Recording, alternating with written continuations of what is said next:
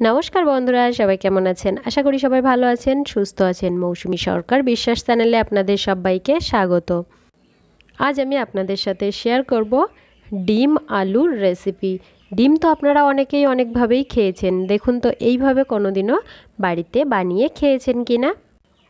ডিম কিন্তু কম বেশি সবার বাড়িতে প্রায়ই রান্না হয়।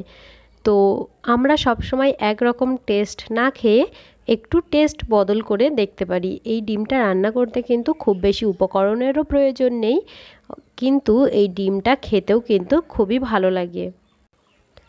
তো চলুন শুরু করা যাক। ডিমটা রান্না করার জন্য আমি এখানে নিয়ে নিয়েছি আলুটাকে এইভাবে একটু মোটা মোটা করে কেটে নিয়েছি। আমি এখানে দুটো আলু ব্যবহার করেছি, আপনারা আপনাদের পরিমাণ মতো নিয়ে নেবেন। এবার আমি একটা কড়াইতে সর্ষের তেল খুব ভালোভাবে গরম করে নিয়েছি। এবার এর মধ্যে আলুগুলো দিয়ে একটু লবণ দিয়ে আলুগুলোকে ভেজে নিচ্ছি।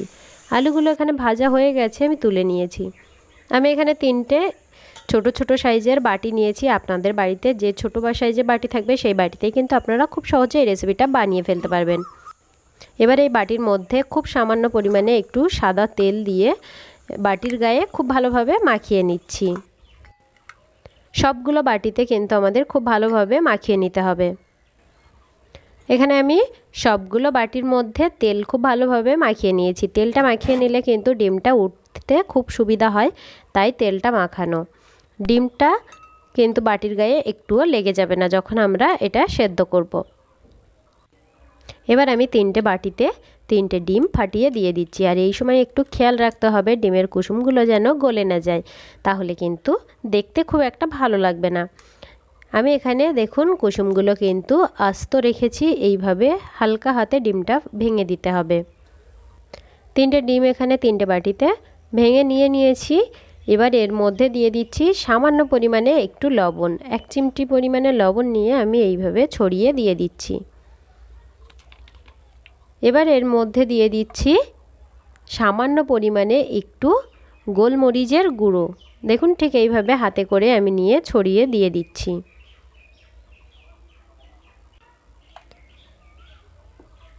এখানে একটা হাঁড়িতে আমি আগে থেকেই একটু জল গরম বসিয়েছি, আর এইভাবে একটা স্ট্যান্ড দিয়ে স্ট্যান্ডের উপরে বাটিটা বসিয়ে দিচ্ছি।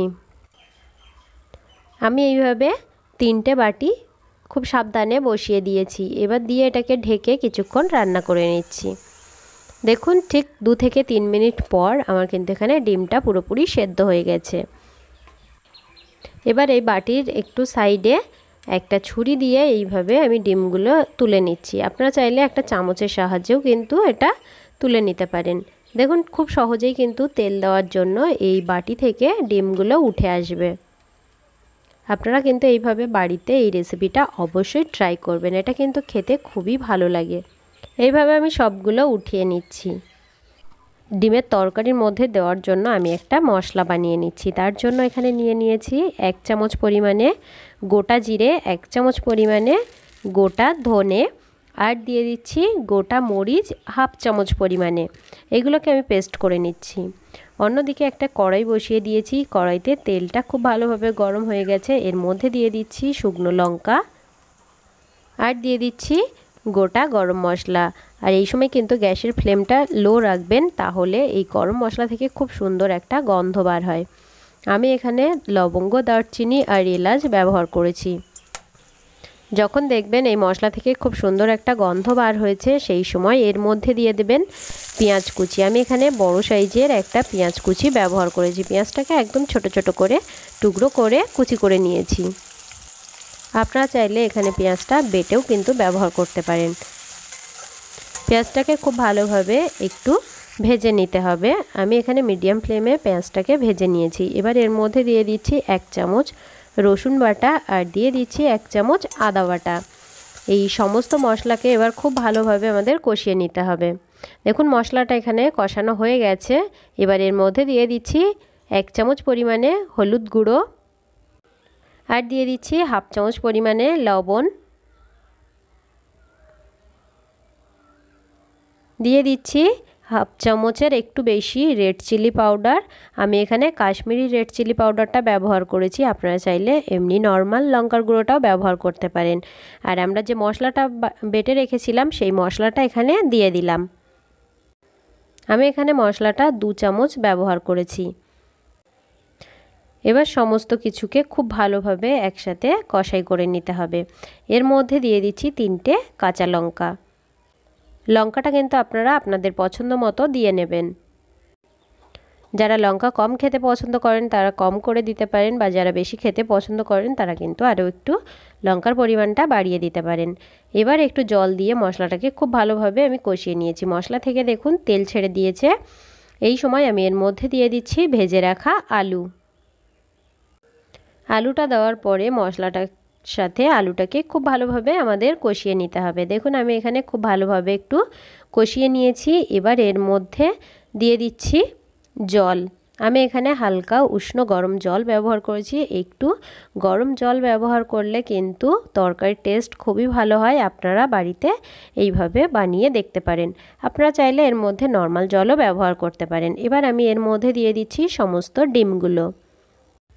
ডিমগুলোকে খুব সাবধানে এর মধ্যে দিয়ে দিতে হবে। দেখবেন যেন ডিমগুলো ভেঙে না যায়, একটু সাবধানে দেওয়ার চেষ্টা করবেন। এবার আমি এটাকে কিছুক্ষণ ঢেকে রান্না করেছি। দেখুন তরকারিটা পুরোপুরি ফুটে উঠেছে।